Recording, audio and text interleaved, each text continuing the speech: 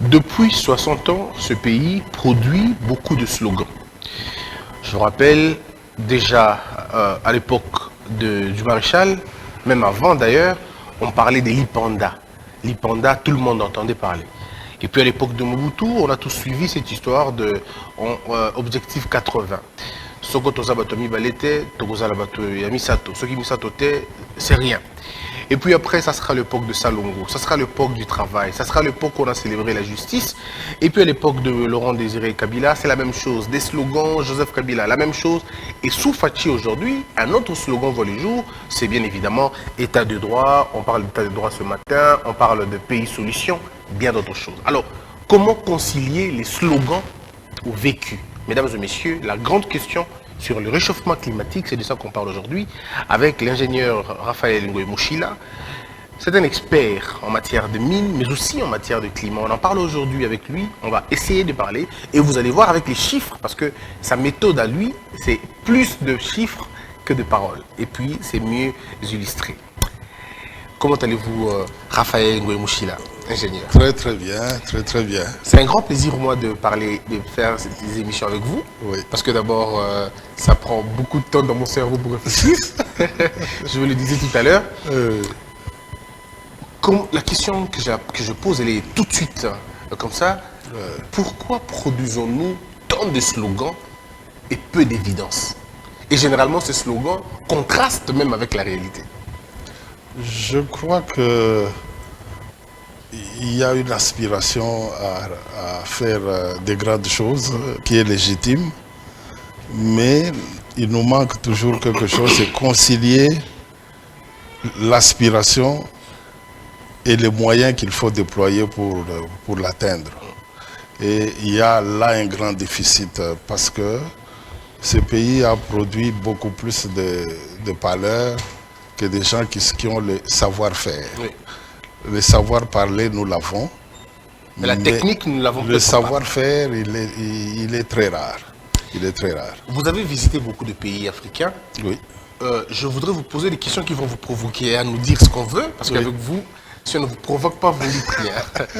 Comment nous voyons comment nous avons vu l'émergence du Botswana, par exemple? Oui. Comment un pays comme le Botswana est arrivé à extraire le diamant chez lui, à le produire même chez lui?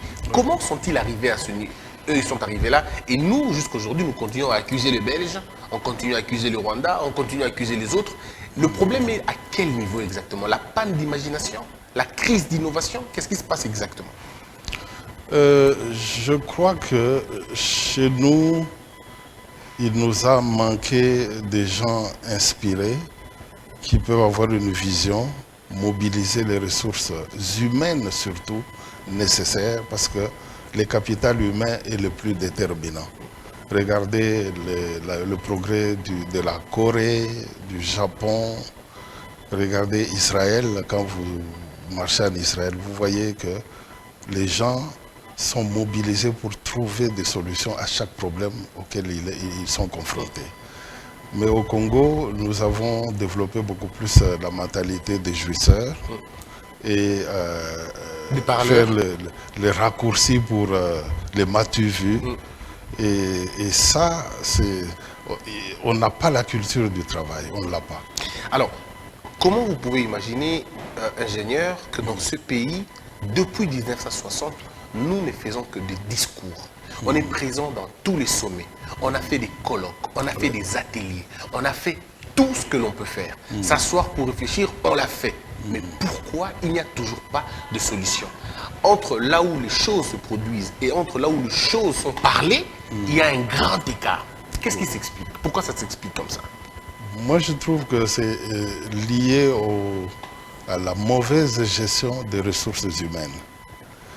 Quand vous n'affectez pas les personnes qu'il faut pour les tâches appropriées, spécifiques, il n'y a pas de possibilité d'avoir des résultats.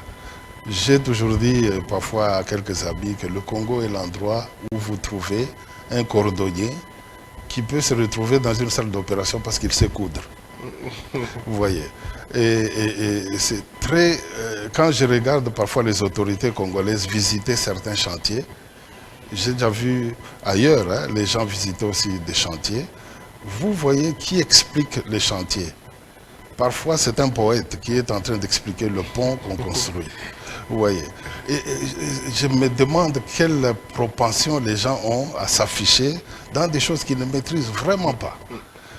Nous avons eu parfois, dans ce pays, Christian, j'ai compté que nous avons eu, par exemple, 45 ministres des mines depuis l'indépendance. Donc, dans les 60 ans, nous avons eu 45 ministres des mines. Oui. Le secteur minier est le plus grand secteur du Congo. Le pourvoyeur même. Oui. Et nous avons eu 45 ministres.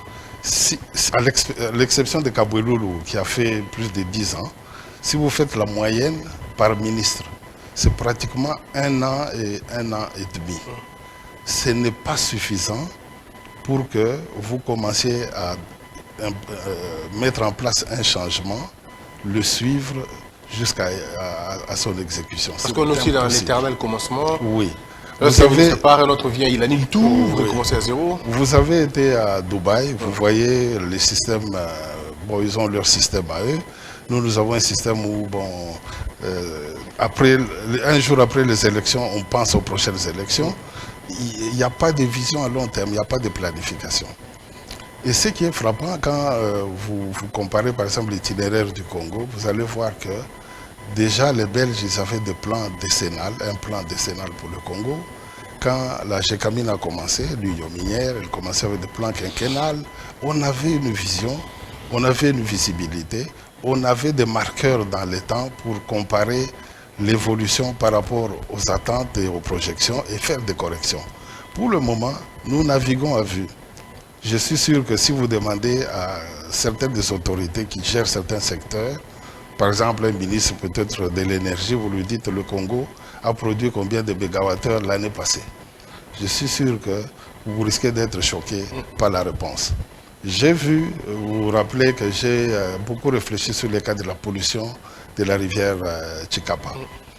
Ce qui s'est passé là est tellement grave que quand j'ai vu la manière avec laquelle ce problème a été traité, j'ai eu mal au cœur. Parce qu'il y a eu beaucoup plus de folklore, mais le problème reste entier. Est-ce que c'est l'inconscience ou l'insouciance?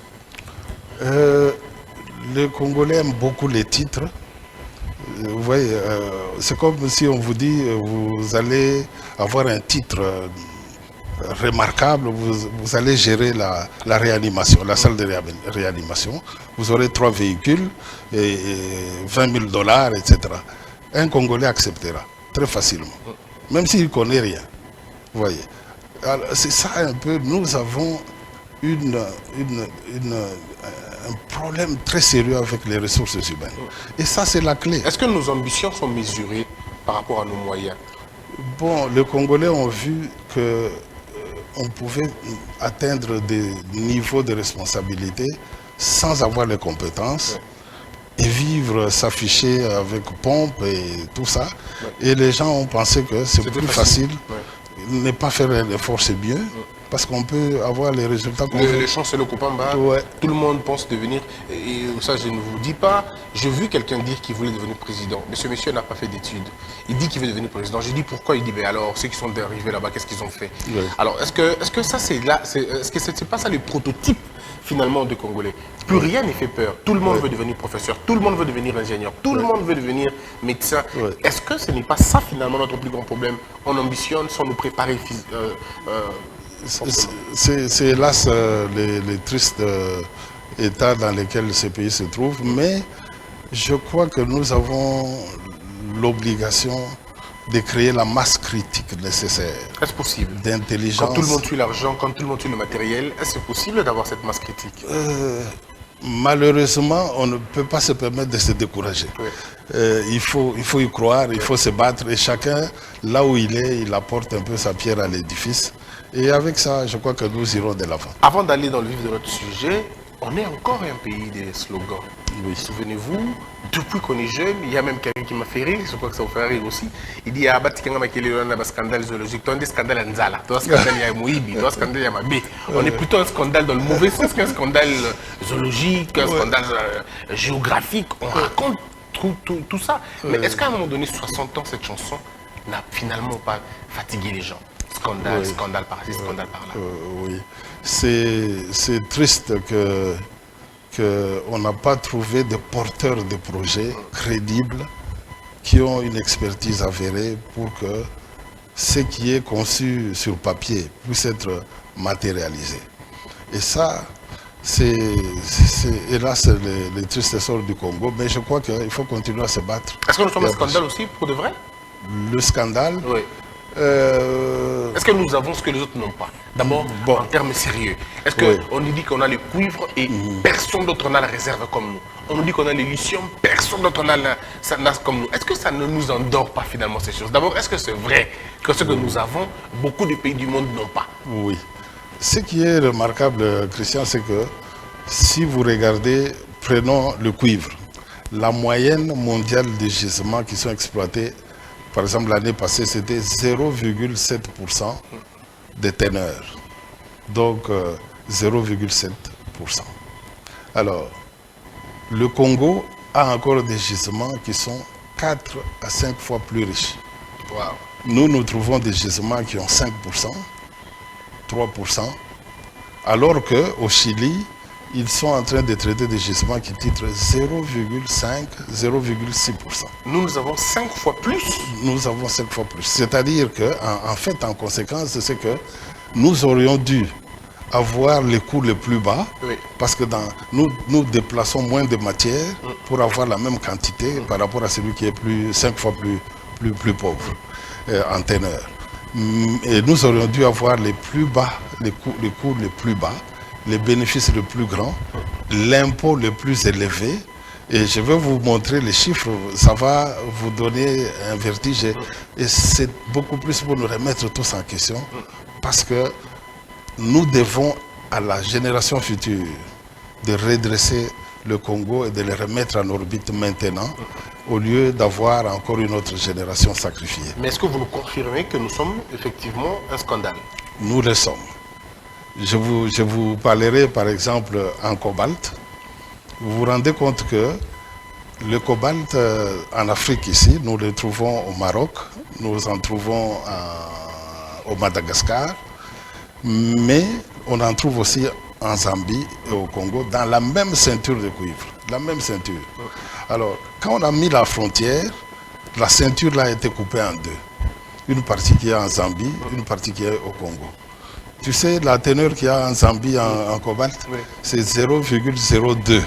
0,02. Mais nous, ici, vous allez à Kassoulou et tout ça, les gens, ils sont dans les champs, ils trouvent le cobalt. Hein, ils peuvent les ramasser à 8%, à 6%, à 5%. Attendez. Sans blague. Les autres ont 0,0. Et vous ne voyez pas d'activité artisanale en Zambie parce que ce n'est pas viable. Et regardez encore, nous sommes dans la même ceinture. Et nous, on a démarré l'exploitation du cuivre en 1911. Pourquoi? Parce que nos gisements, ils affleurent. Vous passez, vous voyez une montagne verdâtre et vous trouvez les gisements. En Zambie, il a fallu aller plus bas et parce que les gisements n'avaient pas d'expression en surface, il a fallu plus de 20 ans pour que démarre l'exploitation parce qu'il faut aller à 30 mètres, 40 mètres pour découvrir les gisements, alors que chez nous, il affleure. Quand vous dites qu'il affleure, ça veut dire qu'on voit ça comme ça. Mais vous le voyez. Vous le voyez, vous n'avez pas. Vous de mettre un coup de bêche. C'est pour cela que nous, ici, au Congo, disons sur l'espace congolais, parce qu'au IVe siècle déjà, les ancêtres ici, ils faisaient l'exploitation du cuivre. Pourquoi? Parce qu'ils le voyaient. Ils voyaient une roche et je ne sais pas par quelle magie ils ont compris qu'en chauffant, ça va couler et ils ont fait des croisettes. C'est depuis le 5e siècle. Donc, pourquoi? Parce que les gisements affleurent. Les gisements affleurent. Et regardez ce qui fait aussi notre malheur aujourd'hui. Je vais vous parler peut-être de l'Est à un certain moment sur l'or. Vous allez voir que l'exploitation artisanale de l'or au Congo produit autour de 40 tonnes par an. 40 tonnes. Artisanal. Artisanal. C'est-à-dire à la main. Les gens, ils creusent tout ça à la main. Il ne faut pas aller très loin pour en trouver. Et ça, c'est unique au monde. Un pays plus intelligent, mieux organisé, aurait pu capitaliser plus sur ça. Mais nous, malheureusement, c'est devenu une jungle minière au lieu d'avoir une gestion intelligente. Mesdames et messieurs, vous pouvez imaginer tout ce que l'on va dire tout à l'heure. Les chiffres, les tableaux expliquent mieux que les paroles. Alors, on va commencer l'exposition. Il peut me donner... on va prendre le premier tableau. Le premier tableau. Oui. Je crois que ceux qui suivent les informations ont vu la canicule en France. Il faisait jusqu'à 50 degrés au Canada, des températures très élevées. Et tout le monde est en train de parler du réchauffement climatique. Et transition énergétique. Oui, oui. Mais ça va faire quelques temps, on parle déjà de ce concept. Effectivement. Oui. Le futur possible du Congo. Oui.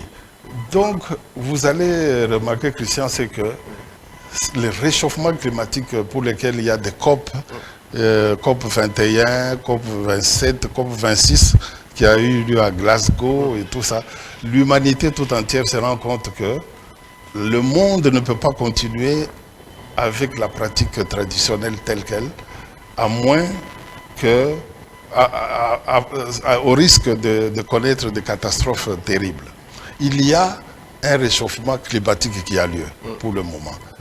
Et ces réchauffements climatiques imposent une transition énergétique.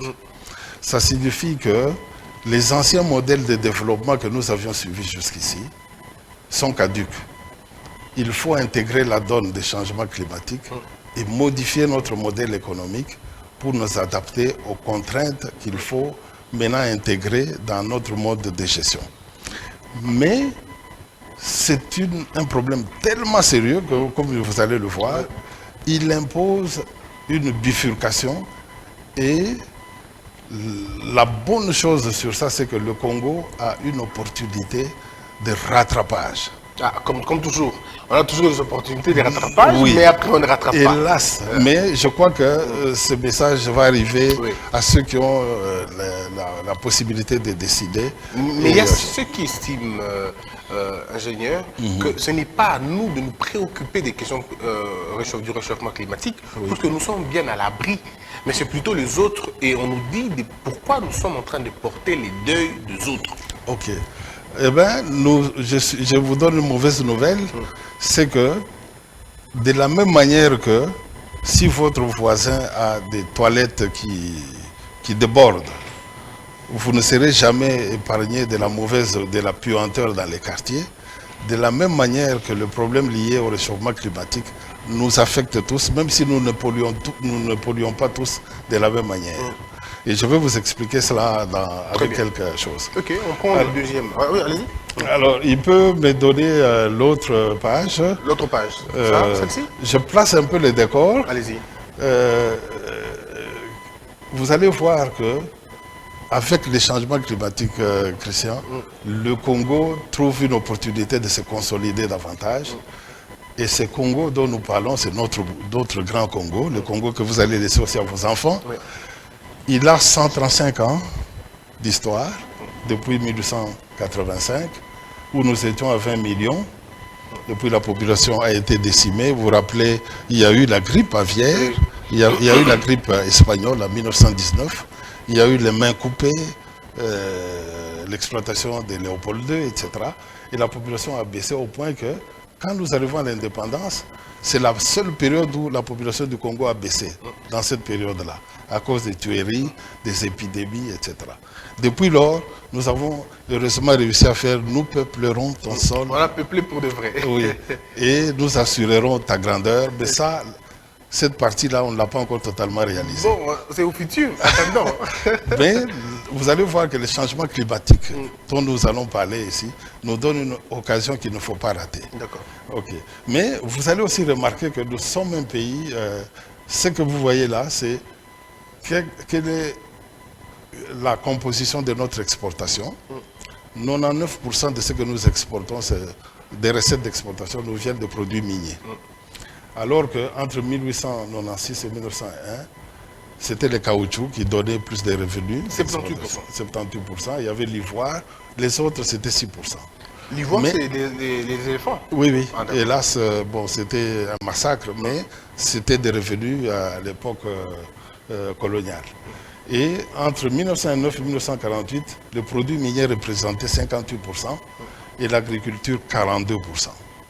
Depuis lors, nous sommes devenus plus nombreux, mais on fait moins d'agriculture, on fait juste l'agriculture de subsistance et nous vivons beaucoup plus de nos mines. Pourtant, en 1909, de 1909 à 1948, Oui. on était peu nombreux Oui, et l'activité agricole était assez importante, Oui. au point d'arriver à 42%. oui. Mais comment se fait-il que après 1960, quand nous commençons à peupler ce pays, on commence à être plus nombreux et il y a une baisse de l'activité agricole au profit de l'activité minière? C'est Parce quoi que la dès que paresse? nous sommes devenus indépendants, nous avons privilégié le discours à l'action. Et puis, nous avons eu aussi un très grand virage au cours de la décennie 90, avec les pillages, etc., qui ont occasionné une très grande décadence, en même temps que la population a augmenté.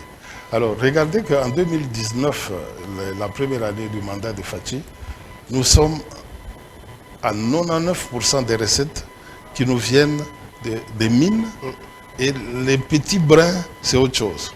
On ne sait même pas situer. C'est tellement insignifiant que on peut réellement dire que nous sommes un pays qui est sur une jambe. C'est l'activité minière. C'est ainsi que quand vous voyez les ministres, quand ils sont dans une réunion de conjoncture, les mauvaises nouvelles, c'est quand les cours des métaux a baissé, on explique tout par les cours des métaux a baissé, etc. Parce qu'on n'a pas d'autres alternatives. Il peut me donner l'autre? Le tableau suivant. Alors, vous allez voir que pendant 60 ans, les Belges ont géré l'activité minière, et je parle essentiellement du cuivre. Ils ont sorti 7,8 millions de tonnes de cuivre, 170 000 tonnes de cobalt en 60 ans. 170 000 tonnes de cuivre en 60 ans. Mais avec les revenus de la vente de ces produits-là, ils ont construit la Belgique, c'est vrai, mais ils ont aussi construit le Congo. Et vous allez voir le contraste qu'il y a, c'est que avec rien que ces métaux-là, ils ont pu faire 3 villes, la ville Elisabethville, Jadoville, et Kolwezi, qui sont nées du fait de l'activité minière. Et dans les revenus tirés de 7,8 millions de tonnes que les Belges ont sortis pendant qu'ils contrôlaient le Congo.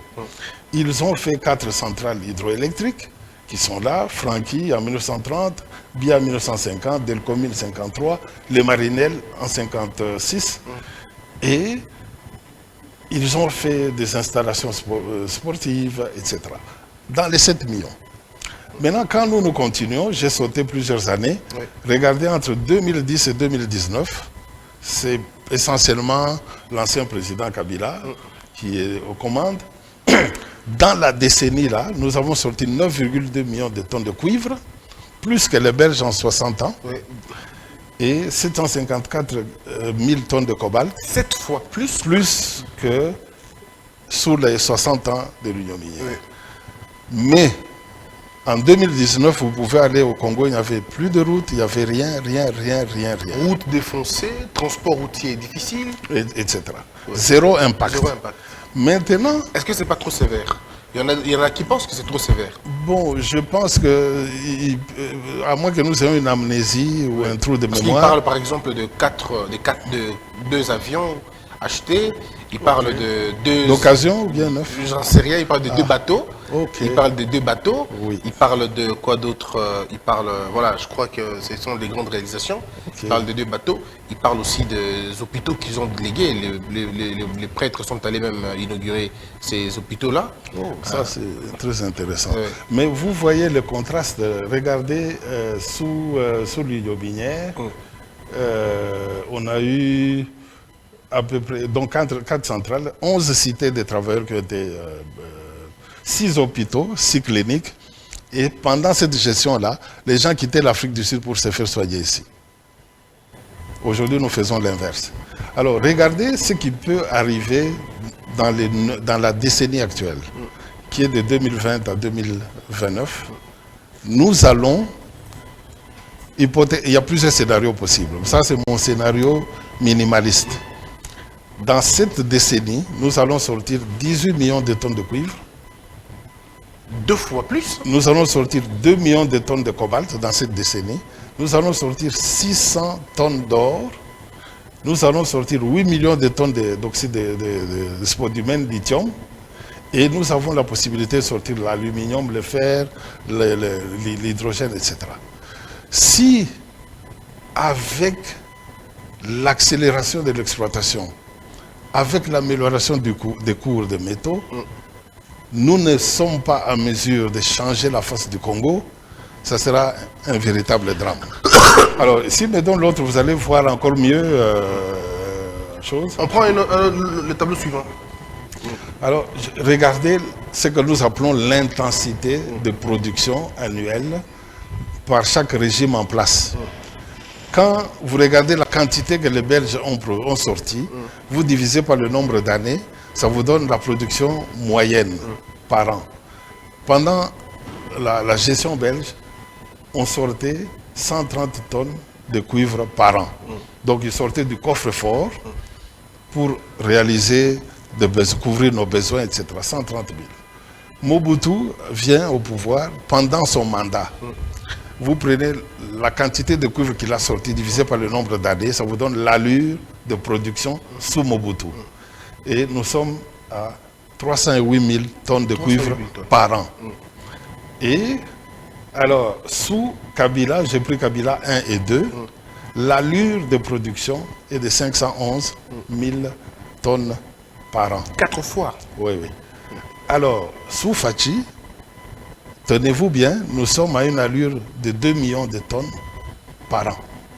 2 millions de tonnes de cuivre par an. C'est 15 fois plus que les Belges qui ont réalisé ce que vous voyez là, la voie nationale, les chemins de fer, les bateaux, etc. Ça signifie que nous avons une réelle opportunité si nous capitalisons correctement sur les métaux que nous allons tirer maintenant, de faire un grand changement. Mais ça fait 4 ans, est-ce qu'il y a des avancées sur la question ou c'est la même chose? Nous faisons c'est toujours la même chose. Il y a eu, je crois que nous sommes en train, c'est assez mitigé jusque-là par rapport, vous allez voir que proportionnellement à la quantité de métaux qui sort, et en intégrant le fait que le seul cadeau que Kabila nous a fait par rapport à la perspective des miniers, c'est le régime fiscal du code minier. Ça, il faut être objectif et honnête pour lui reconnaître qu'il a été ferme, de même que le président actuel, parce qu'il y a eu beaucoup de pression pour qu'on revienne en arrière, mais la modification du régime fiscal nous a placés dans des conditions nettement favorables, au point que les recettes que nous avons aujourd'hui, c'est une amélioration, mais ce n'est pas une performance. Oui, une amélioration, mais qu'on ne voit pas sur le terrain. Mais ce n'est pas une performance. Il y a une marge, et ce serait une erreur de faire l'autosatisfaction, parce que si vous regardez ce qu'on devait engranger avec la fiscalité du nouveau code, avec l'amélioration des cours des métaux, avec l'augmentation de la production, on devait avoir beaucoup mieux que ça. Alors, mais quand on regarde assez bien, on se dit, avec ce que les Belges ont pu réaliser, avec seulement 85 tonnes, c'est ça si je ne me trompe pas? Oui, les Belges. Oui. 85.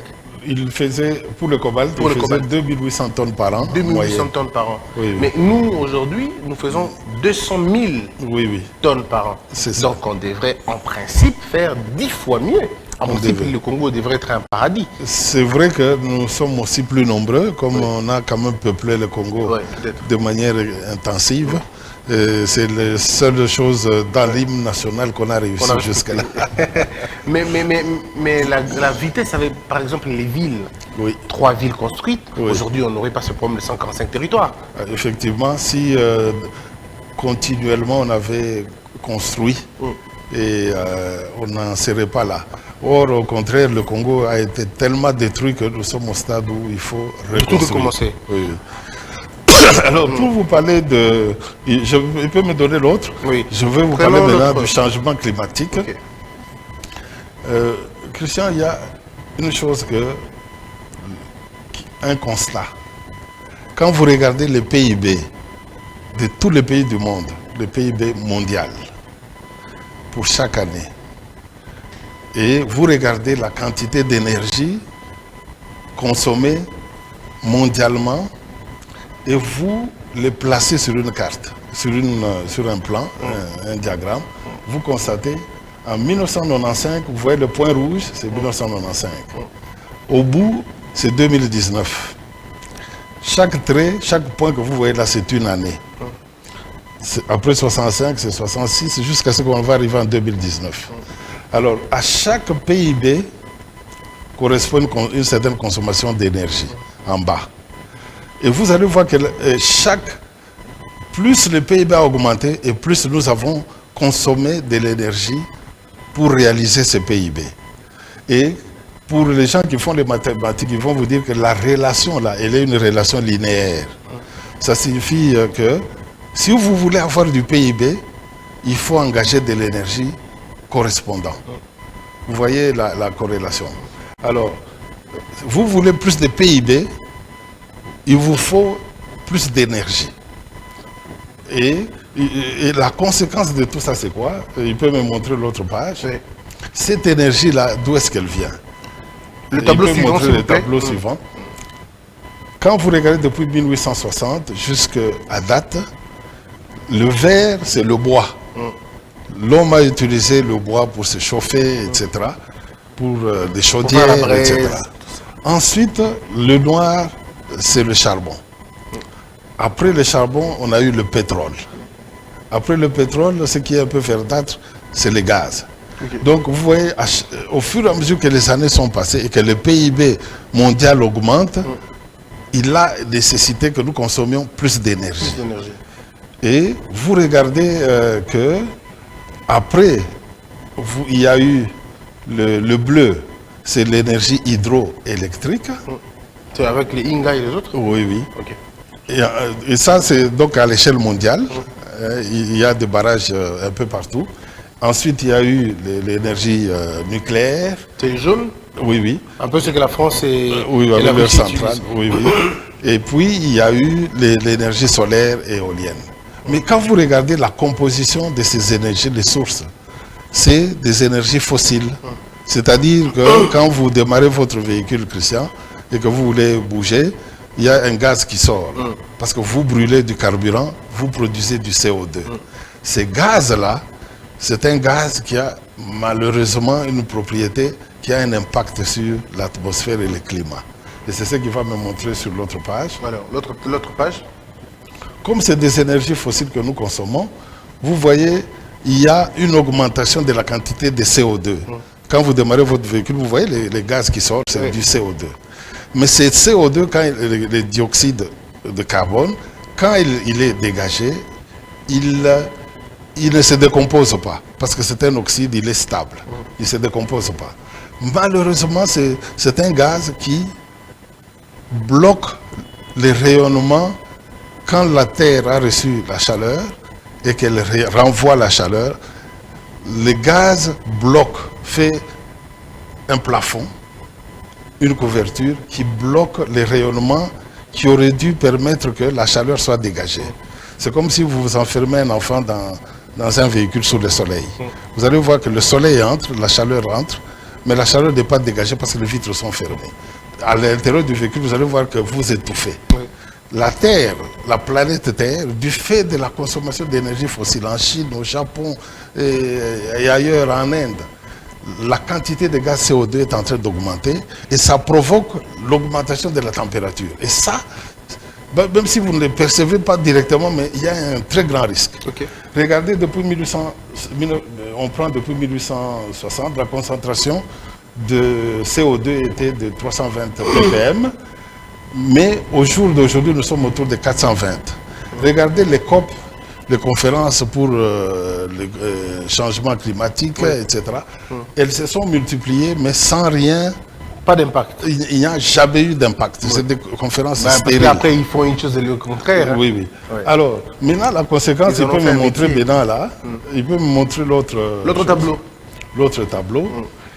Les gaz carboniques qui part, qui est émis, il est quand même soustrait en partie. Parce que tous les CO2 qui est à de basses altitudes, là où il y a les arbres, il y a la photosynthèse qui a lieu et on tire le CO2 pour créer la biomasse. L'arbre, quand il est en train de croître, c'est parce qu'il mange le CO2. Mais il mange seulement le CO2 qui est à basse altitude, qui est en contact avec les arbres. Et il en est de même pour l'océan, où l'eau absorbe aussi une partie du CO2. Mais le reste reste suspendu. Et il a une durée de vie. Si vous n'émettez plus le CO2, vous regardez 100 ans après, vous n'aurez éliminé que 50%. Wow. Vous voyez que les gaz, la consommation des énergies fossiles, si elle continue, la quantité de CO2 accumulée qui bloque les rayonnements va entraîner l'augmentation progressive de la température au niveau de la planète. Et ça, c'est ça le réchauffement climatique. Et c'est ce qui nous amène dans un danger. Et c'est un danger. Donc ça veut dire que nous, notre génération actuelle, oui, nous produisons, mais le danger, c'est que même quand nous, on sera partis, nos enfants vont continuer à payer pour ce que nous avons fait aujourd'hui. Absolument. C'est pour ça que la pression est mise sur tout le monde entier. C'est pour ça qu'on appelle les COP. C'est la conférence des parties. Tout le monde est partie prenante. Parce que le réchauffement ne vous épargne pas, même si vous n'avez pas pollué. Vous voyez, même nous qui ne polluons pas, parce que l'Afrique subsaharienne ne participe qu'à 5% des émissions de gaz à effet de serre, mais la planète se réchauffe partout. Oui, oui. Alors, si je me montre l'autre, vous allez voir que, regardez, depuis 1850, la température a monté de 1 degré. Si nous continuons comme maintenant, comme nous le faisons maintenant, c'est la courbe au-dessus, SSP chose. En 2100, la température va monter de plus de 4 degrés. La température moyenne va monter de plus de 4. Les conséquences, maintenant vous allez voir que qui paye le pot cassé. Il peut me montrer l'autre. Photo suivante. Et l'autre suivante. Voilà. Voilà la planète Terre. Peut-être vous reconnaissez là où se trouve le Congo. Oui, je vois. Et vous voyez une couleur qui est bizarre. Vous voyez? Mais pourquoi nous sommes sur l'équateur. Ce n'est pas nous qui polluons. Nous sommes sur l'équateur. Nous sommes dans la zone où le nombre de jours où la température sera létale. Le nombre de jours. Regardez la couleur du Congo, hein, pratiquement. C'est bien noir. Hein. C'est 300. Ça correspond un peu à 300. C'est-à-dire pendant 300 jours dans l'année, la température à l'extérieur sera à un niveau létal. C'est-à-dire que vous sortez dehors, la température est telle que vous devez transpirer pour vous refroidir. Quand on transpire, c'est pour se refroidir. Mais comme l'air sera saturé d'humidité, vous ne pouvez plus transpirer et vous allez mourir par ce qu'on appelle l'hyperthermie. L'hyperthermie vous tue. Donc, il sera impossible de vivre dans ces parties-là. Ça signifie qu'automatiquement, il y aura des réfugiés climatiques. Les gens vont fuir parce que c'est impossible de tenir dans ces endroits. Mais comment ça s'explique? Eux qui sont des pollueurs, oui, ça ne va pas les frapper, oui, mais nous qui ne sommes pas des pollueurs, ça va nous frapper.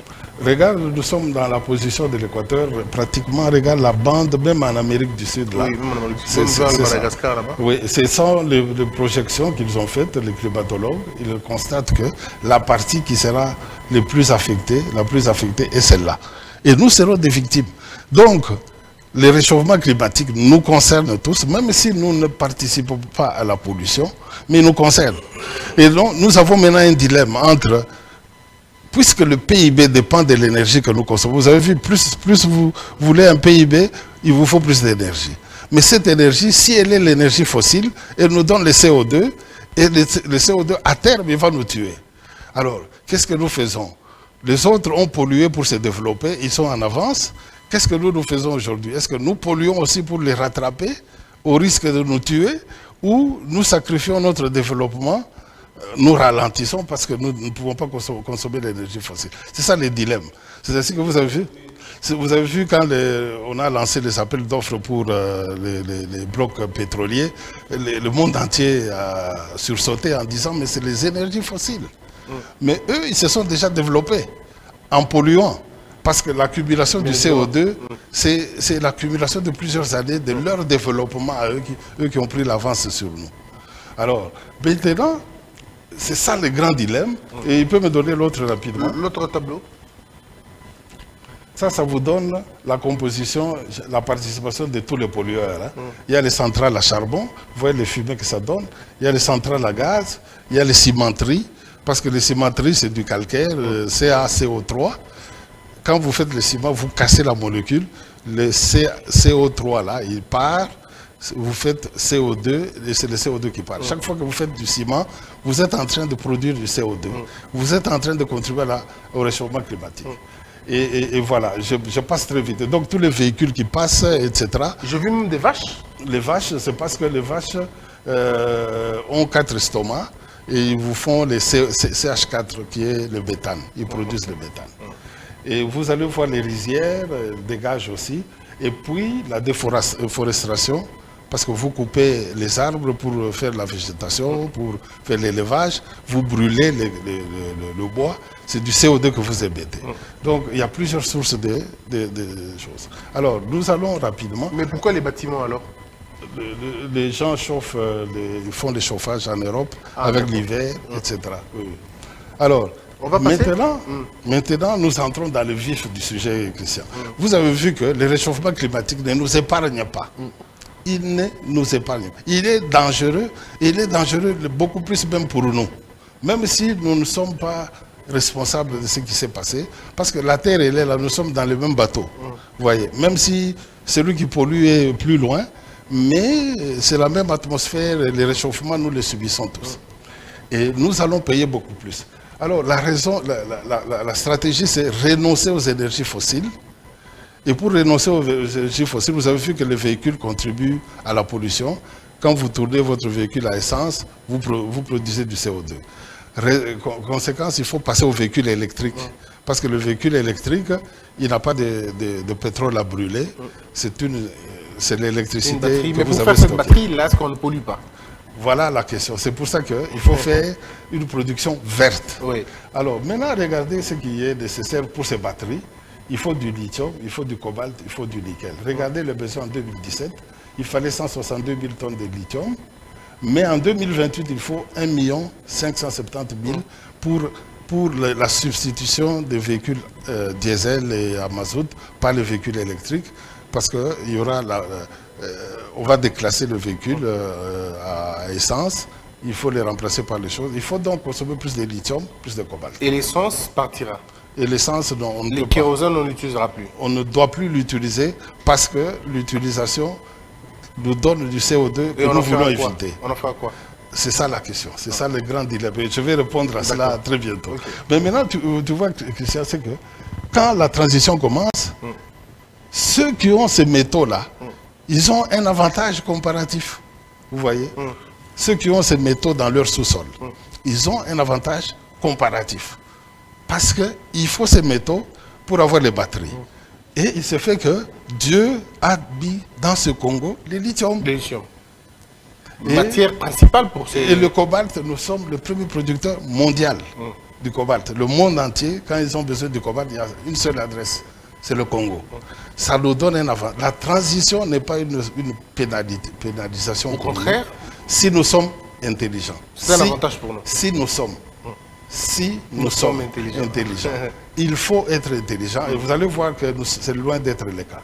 Alors, regardez l'autre page rapidement. Regardez le schéma de fabrication des batteries. Bon, je vais vous épargner la métallurgie et la chimie qui est là-dedans. Mais chaque étape, le Congo a une possibilité est présent. Par exemple, pour le cobalt, nous avons du cobalt. Vous avez vu dans l'étape 1, mining. Cobalt, nous sommes le premier producteur mondial. Le graphite, nous l'avons dans le bas Congo. Le graphite, c'est ce que vous avez dans les crayons. Quand vous avez les graphites. Nous l'avons dans le bas Congo. Le lithium, nous l'avons à Manono. Le gisement de Manono, c'est pour la roche dure, c'est le plus grand gisement du monde. Justement de Manono. De Manono pour au les Congo. lithium. Lithium. Ok. En roche dure, c'est le plus grand gisement du monde. Mais pourquoi, Alors, pourquoi en Chine, vous dites 1%, 56%, 13%? c'est-à-dire que les Chinois, ils produisent aussi un tout petit peu. Oui. Côté mine, ils produisent un tout petit peu. Leur contribution n'est que de 1%. Mais nous contribuons pour 80% à peu près dans l'apport des choses. Alors, il y a les autres étapes. Mais vous allez voir que chaque étape, je vous ai parlé de la chimie et consort, chaque étape, nous sommes présents. Nous pouvons être présents si et seulement si nous sommes intelligents. Et l'intelligence va être un ingrédient déterminant dans ça. Parce qu'il ne suffit pas d'avoir la mine d'or sous vos pieds, il faut avoir l'intelligence nécessaire. Alors, donc vous voyez que le Congo peut se positionner comme producteur de batteries. Au lieu d'avoir des enfants qui chôment dehors à vendre de l'eau, ils peuvent être dans des usines en train de fabriquer des batteries ravitaillées dans le monde. Vous voyez que la transition énergétique n'est pas une pénalité, mais plutôt elle est un avantage si opportunité. Et seulement si on réfléchit et on est intelligent. Est-ce que c'est le cas aujourd'hui? Vous allez constater, vous-même, vous me donnerez la réponse. Alors, on va dans l'autre page. Maintenant, à cause de la transition énergétique, Christian, nous devons considérer toutes nos ressources différemment. C'est-à-dire, quand vous avez une nouvelle donne, comme celle-là, renoncer aux énergies fossiles, utiliser des éléments moins polluants, vous refaites l'inventaire de vos ressources pour voir où est-ce que vous avez un avantage comparatif. Alors, la carte du Congo change. La carte du Congo change pourquoi? Parce que nos filières, au lieu d'avoir les filières traditionnelles, nous avons à peu près 9 filières que nous pouvons développer. Et nous avons la chance que nous pouvons développer avec Inga, nous pouvons développer de l'énergie propre parce que ce n'est pas de l'énergie sale avec le pétrole. Vous voyez. Donc ça nous donne un avantage comparatif. Et ce qui est extraordinaire, Christian, c'est que le Congo, vous le donnez dans les mains intelligentes. Les mains intelligentes. Le Congo est inégalable. Dans combien de temps? Dans la décennie ici, c'est le tournant le plus déterminant. C'est le virage qu'il ne faut pas rater. Parce que, au lieu de faire, je vais vous le montrer plus loin, on va aller un peu plus vite. Allons-y. Ça, c'est l'inventaire de nos ressources. Quand vous voyez nos ressources minières dans les sous-sols, avec les quantités et leur valorisation, la ressource la plus abondante chez nous, ce n'est pas le cobalt, c'est le fer. Le fer. Le fer. Ok. Et le fer, vous le trouvez partout dans les ponts, etc. Donc, nous pouvons faire la sidérurgie au Congo, que nous ne pouvions pas faire avant, parce que nous avions les minéraux, mais comme pour faire la sidérurgie, il fallait ajouter le charbon dans les temps, avant qu'on ait la préoccupation climatique. Alors, il faut 2 tonnes de charbon pour mélanger 1 tonne de minerais pour faire l'acier. Il faut faire 2 tonnes de charbon, 1 tonne de minerais de fer. Alors, quand vous devez faire 2 et 1, qu'est-ce que vous déplacez vers l'autre? Vous déplacez le moins abondant vers l'autre. Alors, les gens envoyaient les minerais de fer là où il y avait les mines de charbon, parce que pour déplacer moins de tonnage. C'est ainsi que l'Europe, la Belgique et les autres ont développé la sidérurgie parce qu'ils avaient les mines de charbon. Et en se développant, en produisant ces aciers, ils ont pompé du CO2 qui nous cause des problèmes aujourd'hui. Leur développement s'est fait au prix de la pollution qui persiste parce que le CO2 ne part pas. Je vous ai montré la courbe. Donc, maintenant, la beauté, Christian, c'est que nous pouvons aujourd'hui, au lieu d'utiliser le charbon pour mélanger avec les minéraux de fer, nous pouvons utiliser l'hydrogène pour le mélanger aux minéraux de fer et faire l'acier. Oh, nous avons l'hydrogène chez nous. L'hydrogène, nous pouvons le faire avec le courant, parce que le courant est moins cher, et de l'eau. Pour produire l'hydrogène, l'eau, c'est l'oxyde de dihydrogène. L'eau, hein, c'est H2O. Vous vous rappelez la chimie? H2O. C'était la bête noire. H2O. Hein. H2O. Voilà. Donc il y a deux hydrogènes et 2 atomes d'hydrogène et un atome d'oxygène, H2O. Alors quand vous passez dans le courant, vous décomposez l'hydrogène et l'oxygène avec le courant électrique en faisant l'électrolyse. C'est-à-dire que quand vous avez une grande capacité énergétique, comme nous l'avons ici qui chôme, au lieu de chômer, nous pouvons démarrer ce barrage et appliquer directement l'électrolyse de l'eau pour avoir l'hydrogène. Cet hydrogène-là, au lieu de déplacer nos minerais de fer vers l'Europe pour faire la sidérurgie, On va le faire ici. nous le ferons ici. Donc nous pouvons devenir un pays sidérurgique imbattable. Mais ça, c'est extrêmement fondamental. Je vous dis. Mais est-ce que nous n'allons pas importer les autres aussi? Les gens viendront vers nous aussi. Mais comment? Mais il faut un ingrédient important. C'est l'intelligence, la planification et la stratégie. Mais la transition énergétique nous donne un futur meilleur. C'est pour ça que vous avez vu les titres, je dis le futur possible. C'est un futur qui est possible. Faire de ce pays un grand pays où il y aura la sidérurgie grâce aux minerais de fer abondants dans la province orientale et dans les Kasaï. C'est pas ce qu'on avait à Maloukoula? En Maluku, ils voulaient faire un peu de la mitraille et tout ça. Mais ici, il faut aller là où il y a les minerais pour ne pas les déplacer, pour avoir le coût le plus faible. Et les minerais de fer, on en a en abondance dans la province orientale et dans les Kasaï. Mais il est plus abondant dans la province orientale. Donc, un autre avenir est possible pour les gens qui sont là-bas et pour le Congo, de manière générale, de devenir ce que les Européens ont été, des grands pays de sidérurgie. Nous pouvons le faire ici, sans polluer. Parce que nous avons les 2 ingrédients et nous avons l'avantage que nous n'allons pas polluer. Voyez mais maintenant, pourquoi, c'est une question rapide, pourquoi c'est les fers qui sont les premiers alors que nous avons toujours un regard important sur le cobalt, sur le cuivre et sur autre chose? Du point de vue de l'abondance, vous pouvez avoir... regardez un peu, je vous donne un peu d'exemple de comment nous regardons la viabilité de quelque chose. Regardez si vous avez un manguier. Vous pouvez avoir un manguier avec des mangues qui... Vous êtes en dessous de l'arbre, vous les attrapez. On les appelle les fruits qui pendent. Ils sont les plus faciles à avoir. Mais si vous avez une mangue qui est au sommet là, c'est toujours une mangue qui a le même goût que ce qui est tout près, mais elle n'est pas viable. Elle n'est pas viable.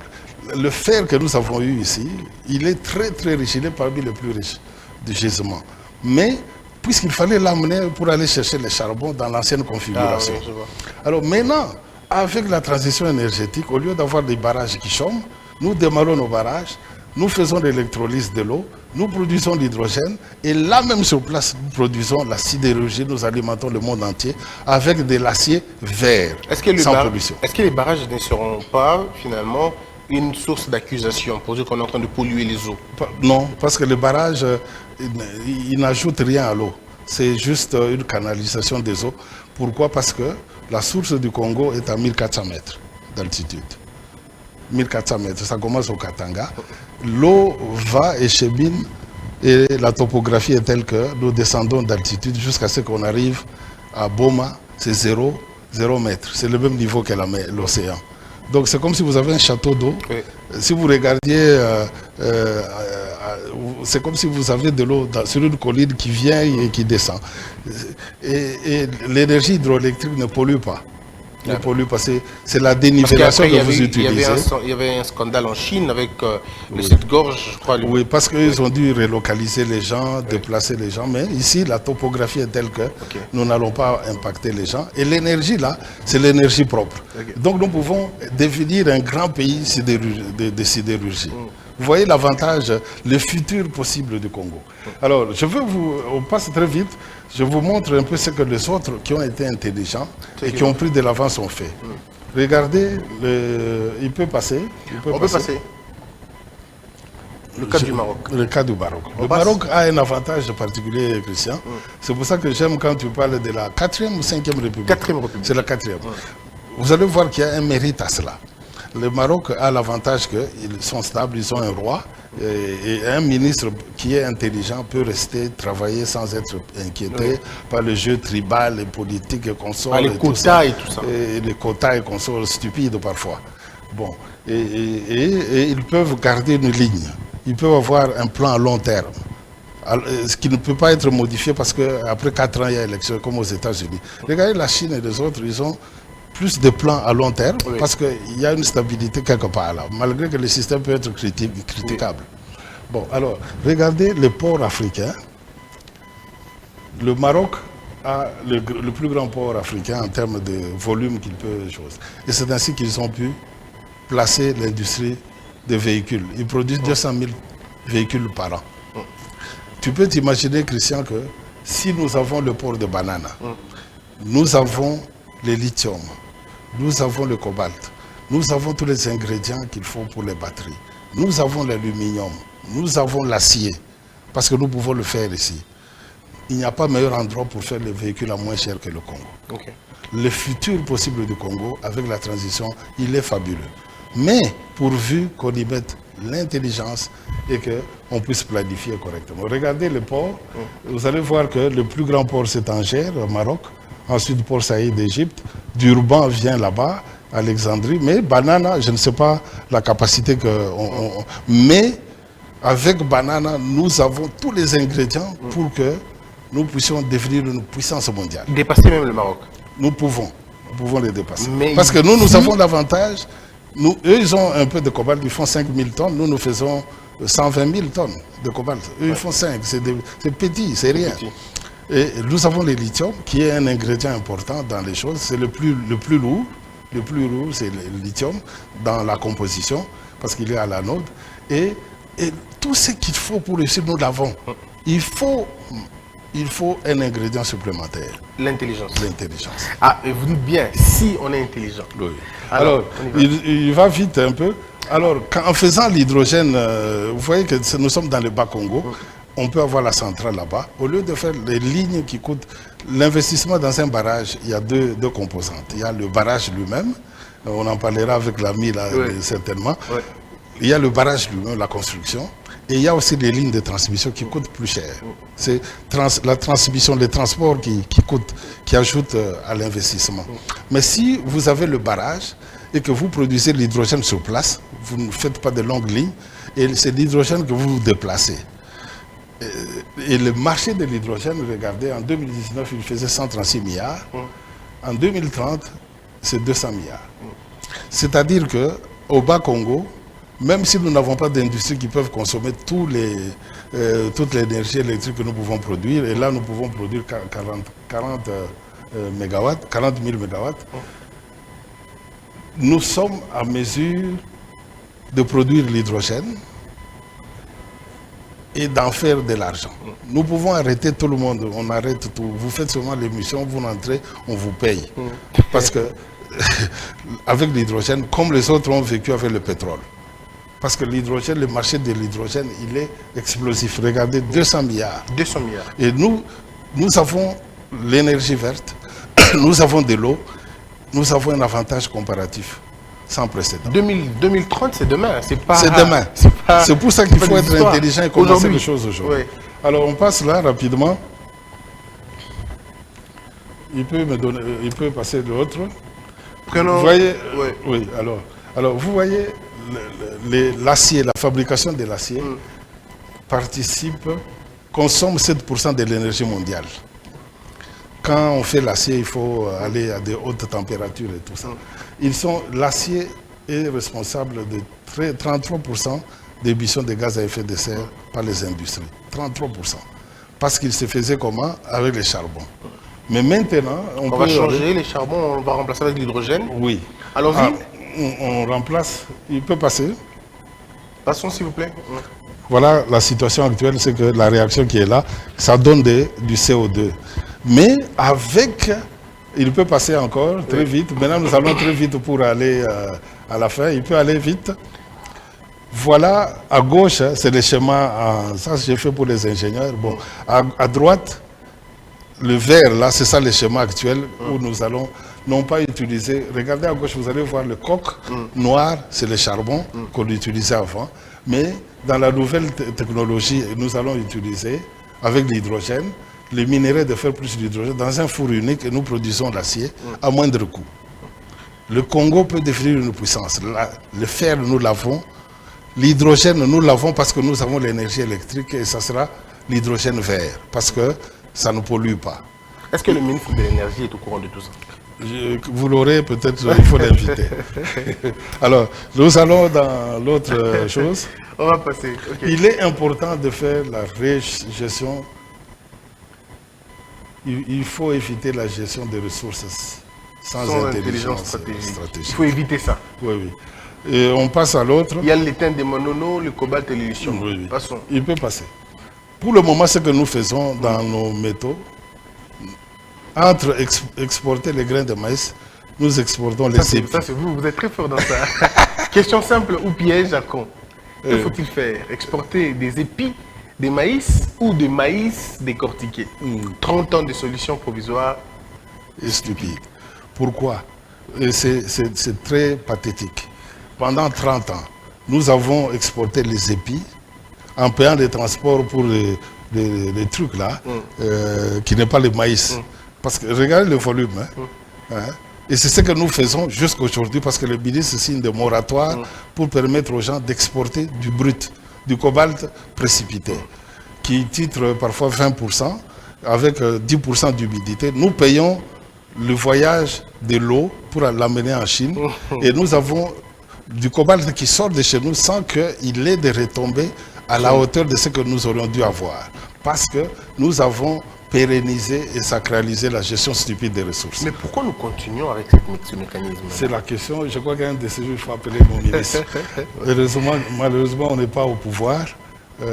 Il peut me donner l'autre. Je touche maintenant à votre préoccupation, Christian, parce que je vais vous parler, je vais vous rejoindre un peu parce que en attendant l'émission, je vous ai suivi parlant du cobalt. J'ai dit, mais nous sommes nombreux comme Congolais à nous poser des questions sur nos richesses et l'or. Je vais vous parler un peu de l'or là. Regardez la situation du Rwanda. Avant que je n'arrive aux conclusions, je vous donne les chiffres tirés du Rwanda National Bank Report, tirés de leur rapport annuel. J'en ai bouquiné pas mal, hein. J'en ai lu, bon, il y en avait une vingtaine. J'ai fouiné chaque rapport. J'ai lu tous les rapports de la Banque du Rwanda, de l'Ouganda, Banque centrale, du Burundi. Et je vous résume ceci en quelques minutes. Et vous allez voir peut-être la même chose que moi. J'espère. Regardez la balance commerciale. Je regarde les exportations. Parce que les exportations, ça vous indique qu'est-ce qui se passe dans un pays. Vous voyez, quand on regarde le Congo, on voit le cobalt sort, on se dit il y a une mine de cobalt là-bas, n'est-ce pas? Parce que l'exportation montre ce que vous faites à l'intérieur. Alors le Rwanda, en 1998, exporte du café. Il exporte du thé. Les chiffres sont en millions de dollars. Est-ce que vous avez vu 1998 2000-2003. Oui. Alors, en 1998, ils exportent du café pour 28 millions de dollars, du thé pour 23 millions de dollars. Le thé plus café, ça fait 51 millions de dollars. Mais l'exportation totale nationale leur a rapporté 64 millions. Ça signifie que le thé et les cafés représentent 80% de leurs recettes. C'est ça l'activité mère, c'est ça la colonne vertébrale de leur économie. Café et thé. Le thé et le café. Ça, nous sommes en 1998. Et en 1998, je crois que l'AFDEL venait de prendre le pouvoir. Et voilà. En 2000, regardez, ils continuent à produire le café, 23. Mais plus comme avant, 23, 24, 47. Et ça fait 68 millions. En 2003, ça baisse. Ils baissent. Leur activité principale qui est visible, que tout le monde peut voir que ça, ils font. Hein, le café là, on peut vous montrer, les champs est là. Vous ne pouvez pas douter. Le café, ils le font. Les champs est là. On vous le montre. C'est ça la colonne vertébrale de leur économie. Et ça faisait 80% de leurs revenus. Parce que si vous reculez plus loin, ça faisait même un peu plus. Mais j'ai pris à partir des choses. Parce que cette période, elle est importante. Mais regardez, en 2016, après avoir sauté plusieurs années, ils exportent, les revenus d'exportation, 731 millions de dollars. Eux qui faisaient 64. Et ils font un peu plus de café, un peu plus de thé, Mais ils exportent pour 731 millions de dollars. Parce qu'ils exportent aussi autre chose qui n'est pas le café et qui n'est pas le thé. Mais le thé, on peut voir leur champ. Le café, mais on le voit reste, leur champ. on peut rien voir. Ça, c'est maintenant une question plus difficile. Mais regardez, leur activité principale, traditionnelle, connue, leur rapporte seulement 16% des recettes d'exportation. En 2018, ça ne leur rapporte que 14%, mais les recettes d'exportation sautent de 700, c'est à 1 milliard 121. C'est un petit pays quand même, hein, mais 1 milliard. Bon, alors en 2020, ça saute à 1 milliard 400. En 2021, l'année passée, les recettes d'exportation sont fabuleuses. 500. 1 milliard 500. Mais leur activité principale, ce qu'ils font qui est visible et tangible, le café et le thé, ne leur rapporte plus que 11%. Quel est ce miracle? Quel est ce miracle? Il y a une montée exponentielle des recettes minières qui vient s'ajouter, qui rabat la contribution des produits agricoles majeurs, qui passe de 80 à 11%. Et le Rwanda annonce même l'ambition qu'à l'horizon 2024, ils feront 1,5 milliard de recettes d'or. Ils l'ont déjà planifié et anticipé et annoncé. Alors qu'ils n'ont pas les gisements d'or chez eux. Oui. Donc, 100 000 correspondantes. Le siphonnage des richesses du Congo devient déterminant pour la stabilité macroéconomique du Rwanda. Donc ça explique toute la guerre, ça explique la présence de M23, ça explique tout ce que nous sommes en train de vivre maintenant. Oui. Alors, il me donne un peu le tableau suivant. Il y a 3 pays qui nous font du siphonnage. Siphonner, j'ai pris la définition. Siphonner, c'est vider un réservoir. Le réservoir qu'on vide, c'est le Congo, de son contenu à l'aide d'un siphon. C'est-à-dire que nos richesses-là passent et apparaissent dans les résultats de l'Ouganda et du Rwanda sans avoir créé le bonheur du pays qui est à l'origine de ces ressources-là. Et il y a 3 pays qui nous font terriblement mal. Je dirais 2 pays, plus certains opérateurs, parce que ce n'est pas la Chine, mais je peux vous dire les opérateurs chinois sont un problème national qu'il faut considérer avec beaucoup plus de sérieux. Ce n'est pas, comment on dit, la xénophobie, mais il faut qu'on revoie nos rapports avec la Chine, parce que, avec les opérateurs chinois, pas la Chine, mais les opérateurs chinois. Et on passe à l'autre. Photo suivante. Tableau suivant, s'il vous plaît. Ouais. Maintenant, regardez, Christian, ce qui se passe. Au Congo, nous avons 2763 sites d'exploitation artisanale listés dans l'or. 2763. Oui. L'or d'origine artisanale, qui est productible, nous faisons 30 000 à 40 000 kilos par an. C'est ça la réalité. Mais cet or sort sans être comptabilisé au Congo parce que nous avons une frontière poreuse et nous avons l'instabilité pérenne à l'Est. Regardez le tonnage artisanal déclaré au Congo. En 2011, l'activité artisanale a donné 21 691 kilos, hein? C'est des kilos d'or. Mais ayez toujours à l'esprit que nous faisons à peu près 40 000. Donc ça signifie que 52, nous avons capturé 52 et les 48 nous ont échappé. Hein? L'or qui sort sans être déclaré et qui apparaît ailleurs.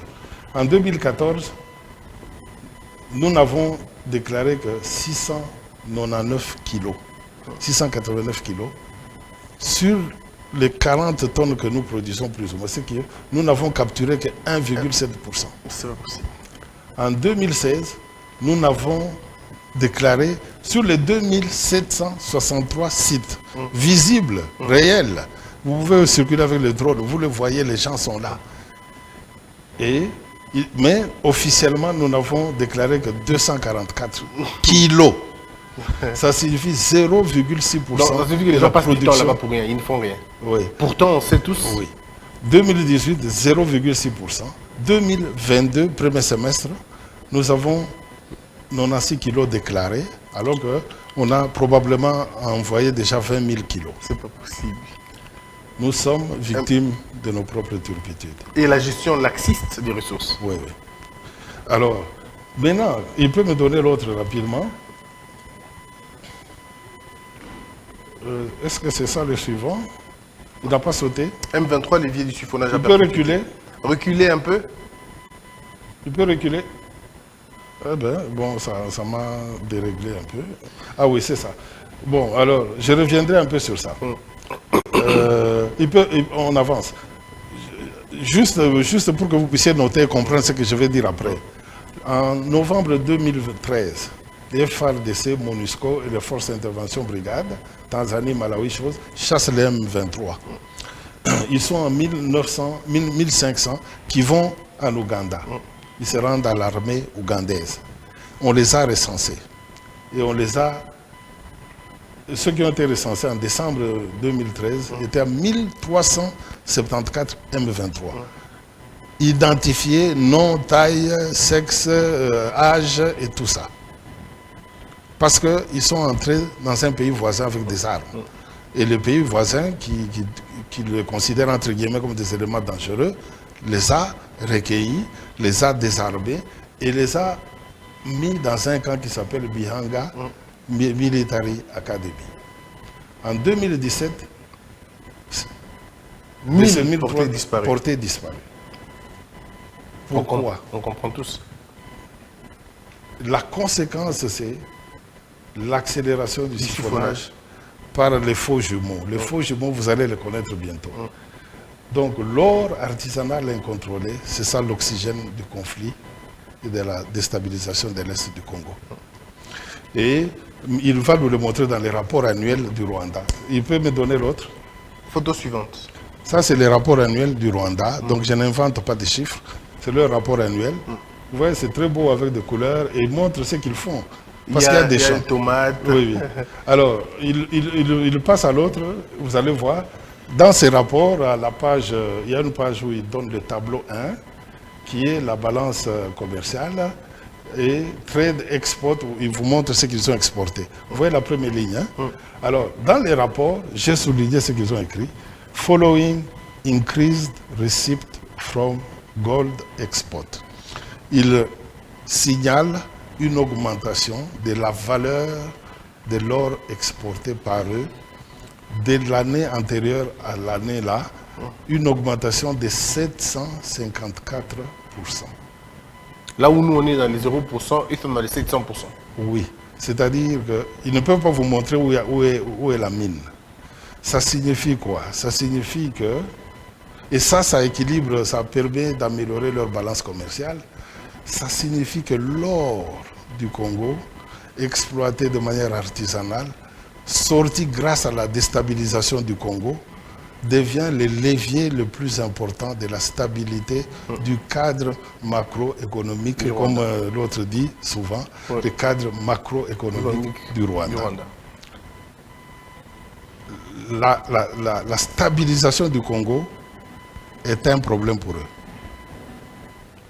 et n'est pas compatible avec la viabilité du Rwanda. Vous comprenez l'enjeu? Très bien, je comprends. Et donc, regardez que les recettes de l'or en 1996 au Rwanda, c'était 30 000 $. Avant que le Congo ne devienne une grande jungle, l'or leur a rapporté seulement 30 000. Mais maintenant, l'or leur rapporte plus d'1 milliard. Ils n'ont pas de mines. Pour un pays comme eux, c'était 30 000 $. Oui. Après, à l'entrée de l'AFDEL, Et eux, avec ils ont... la dégradation, Oui. Aujourd'hui, ils ont combien? 1 milliard. 1 milliard. Plus de milliard. Et ils ont déjà même planifié. Ils ont planifié en anticipant sur notre désordre. Parce que l'or vient clairement de chez nous. Et ils ambitionnent qu'en 2024, ils nous disent, Ils auront 1 milliard. ils disent, Bossembe, tant que vous restez stupide, moi je projette que l'or que je vais tirer de chez vous, j'en ferai 1 milliard 500 millions à l'horizon 2024. Et apparemment, Ça, ils tiennent le cap. Ils ont planifié, ils nous ont étudiés, ils savent que nous allons parler, nous allons danser. Et on n'a aucune intelligence dans la gestion des ressources. Ils ne sont pas les seuls. Ils me donnent l'autre rapidement, je pédale maintenant. Regardez les rapports annuels de l'Ouganda. Ça, c'est le rapport annuel de 2021. J'ai lu le rapport depuis 1984. Je condense seulement. Hein? Regardez, à cette page-là, c'est la page, je crois, 100, combien là, je n'arrive pas à lire. J'ai traduit. Hein? Vous voyez, à droite, il y a de l'or dans... Oui, sur une balance. C'est une page du rapport annuel. J'ai traduit maintenant en jaune, en plus bas. Les recettes d'exportation ont augmenté de 1,461 milliard de dollars suite à une augmentation de 100% de l'or exporté par l'Ouganda. Oui. Alors regardez, 2006, le café qui a toujours représenté 80% de leurs recettes d'exportation, ça représentait 15%. Et en 2021, ils ont de plus en plus autre chose que le café, qui était la chose essentielle qui constituait leur activité principale, parce qu'il y a à côté une possibilité d'attraper de l'or qui est libellé, estampillé or ougandais. Donc c'est un peu comme si tout le monde voit que vous plantez les bananiers, mais vous êtes très fort en exportant les citrons. Voilà. Donc quand même inhabituel. Hein? Absolument. Ouais, inhabituel. Alors, il peut me sauter 2 pages. Allons-y, pas celle-ci, l'autre. Ici, vous avez vu le cobalt. Hein? Il peut reculer un peu trop vite. Recule un peu, s'il te plaît. Ouais. Vous voyez les réserves de cobalt dans le monde. Le plus haut, c'est la RDC. Mais regardez, les autres sont des nains. Les nains, en termes de réserves. Tous les autres réunis. Nous, la RDC, nous sommes la première flèche là. Mais comment? Au-dessus. Mais comment? Ce qui vient après nous, c'est l'Australie, mais vraiment, même pas la cheville. Oui, oui. C'est que nous en avons plus que tout le monde entier réuni. Je ne sais pas si on ne peut pas parler d'un scandale. Bah, mais c'est ça un scandale. Oui. Alors, regardez plus vite. Il peut passer. Oui, passons. Il passe. Là, on a pris combien de minutes déjà? Passons. Ouais. Ça, c'est l'usine de Lulu où on faisait le cobalt. Nous faisions le cobalt métallique. Hein. Et moi, je vois mon bureau là-bas. C'est là que j'ai travaillé. Ah, c'est ici? C'est où? Dans quel pays? Oui. C'est là que j'ai travaillé. C'est à Lulu, à Kolwezi. Ah. Alors, il peut passer rapidement. Je vous montre. Alors, qu'est-ce qui s'est passé, Christian? C'est que les opérateurs chinois sont venus profitant du laxisme dans la gestion de nos ressources. Ils ont installé des unités chez nous et ils prennent le cobalt non traité. L'usine que je vous ai montrée là, moi j'y ai travaillé, j'ai produit du cobalt à 99,9%. 99%. Ça, c'était métallique comme ça. Aujourd'hui, depuis 30 ans, le cobalt sort. On ne connaît même pas les quantités parce que c'est de la poudre. Et les Chinois sont venus s'installer là-bas. Et c'est eux qui prennent le cobalt, qui vont les raffiner chez eux. Si vous voulez du cobalt aujourd'hui, il ne faut pas venir au Congo qui en est les champions. Il faut aller en Chine. C'est ce qu'on appelle une gestion sans intelligence des choses. On passe plus vite. On passe plus vite. Passons. Voilà ce qu'ils font. Et maintenant, si vous voulez, chez les raffineurs, ce sont les Chinois, mais ils se sont positionnés directement au Congo. Et au lieu de mettre les usines pour raffiner, ils prennent les ébis, ils vont raffiner chez eux. C'est-à-dire que nous recevons moins d'argent. Et le cobalt, aujourd'hui, est une opération à somme zéro. En réalité, si vous faites le bilan, vous verrez que le cobalt ne nous rapporte rien. Vous pouvez vous imaginer. Avoir un atout pareil, sans conséquence, quand vos enfants viendront plus tard, ils trouveront que nos mines sont terminées et on n'a rien à montrer pour cela. C'est ainsi que vous voyez que l'accélération de la production de cobalt ne débouche pas sur des grandes réalisations parce qu'on a moins de revenus du fait de la gestion sans intelligence de nos ressources. Et je vais terminer, je saute pour terminer. On va passer. Je vais sauter. Comme le courant nous a fait un mauvais tour aujourd'hui. On va passer, s'il vous plaît. Il peut passer. Vous voyez la Chine qui raffine, mais le Congo produit. À droite. Oui. On passe. Passons. La Chine nous a mis en vase communicant. On est en train de siphonner nos ressources. Tout le cobalt artisanal, il est capturé par les Chinois, c'est eux qui exportent. Et le malheur du cobalt artisanal qui est en précipité, c'est que vous ne pouvez pas certifier la teneur qui est là. Parce que c'est une poudre, ça peut être 10%, ça peut être 5%. Et parfois, nos frères qui travaillent dans les trous, au péril de leur vie, quand ils vont vendre à un Asiatique, l'Asiatique a la machine avec les chiffres en chose, Kung Fu, là, hein, tout ça. Il dit, bon, c'est 3%. Alors que ça peut être 15%. Et c'est tout à leur avantage. Et tout ce qui part, nous sommes en train d'être siphonnés sans que personne ne se réveille pour dire halte. Est-ce que le ministre de Mines est au courant de tout ça? Le jour où vous l'aurez, peut-être il pourra vous répondre. Alors je termine la dernière page. Dernière page. Il peut aller à la dernière. Allons-y à la dernière page.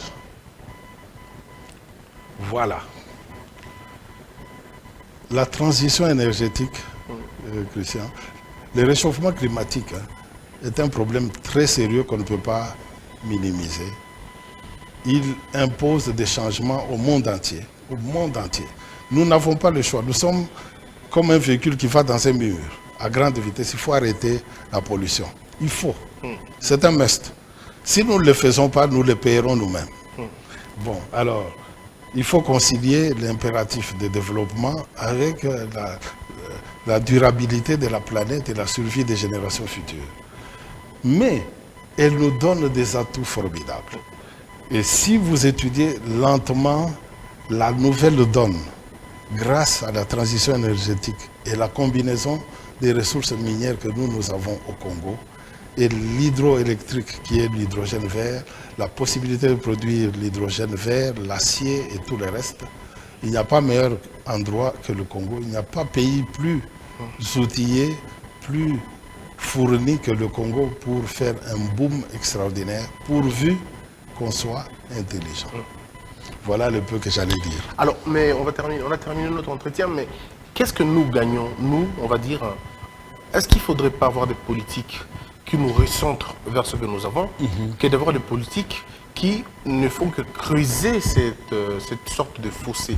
Parce que vous allez voir, par exemple, les populations de Mbandaka, les populations de Iboko, vous leur demandez de ne pas toucher leur forêt, mais ils n'ont pas d'électricité, ils ne savent pas comment cuire, ils ne savent pas comment conserver leurs histoires. Alors, comment concilier ces deux mondes diamétralement opposés aujourd'hui? Vous savez que, prenons l'électricité, Christian, nous avons un potentiel qui est sans pareil. Nous pouvons produire 100 gigawatts. Le fleuve Congo, qui recueille les eaux et qui débouche choses, il jaillit à l'embouchure à 40 000 mètres cubes par seconde. 40 000 mètres cubes par seconde. Nous pouvons capturer 100 gigawatts. Mais il faut mettre les installations nécessaires. Il faut investir. Mais aujourd'hui, nous avons le choix. Aller mendier et pleurer ou réfléchir et nous avons les solutions. Nous avons les ingénieurs. Nous avons l'argent. Ça va vous choquer, mais nous avons même l'argent. Parce qu'on peut faire le montage qu'il faut intelligemment au lieu d'aller supplier, pleurer. Et vous avez vu nos chefs d'État qui étaient à Rotterdam. Oui. Les Européens ne sont pas venus. Quoi. Les Européens ne sont pas venus. Ils ne sont pas venus. C'est sûr que quel dédain. Ils se disent, bon, ils vont pleurnicher pour nous demander de l'aide. Ils se disent, bon, quantité négligeable. Nous devons prendre conscience nous-mêmes et nous développer. Il y a des solutions. Et l'électricité, regardez, le Maroc, par exemple, qui a beaucoup d'énergie solaire, prévoit de capturer et d'exporter l'énergie par un câble marin vers l'Espagne. Et vous pouvez vous imaginer, nous n'avons pas besoin de beaucoup pour faire la même chose et amener le courant partout. Partout. Parce que nous avons un fleuve qui passe partout. Qui passe partout. Merci beaucoup, ingénieur Mouchila. Avec vous, ça a toujours été un grand honneur. Le temps pour nous d'organiser un autre méga plateau pour recevoir quelqu'un d'autre, on va le dire dans peu de temps. Merci d'avoir éclairé la population et merci de nous avoir en tout cas informés sur la question. Oui, je vous remercie. Mesdames et messieurs, le plateau, il est là pour tout le monde. L'ingénieur Mouchila, expert en mine et mandataire en mine aussi, nous a fait l'honneur de répondre à toutes nos questions. Nous vous disons merci. L'émission a été longue, mais il le fallait, puisqu'il fallait expliquer des choses assez intéressantes et vous pouvez découper à tout moment. Et moi, je demanderai de même la permission. Est-ce que vous nous permettez d'utiliser votre tableau généralement dans nos émissions Critique Info? Ah ben comment? C'est pour que le message passe. Exactement. On se retrouve très prochainement. Que la peur quitte nos esprits et que Dieu bénisse les RDC.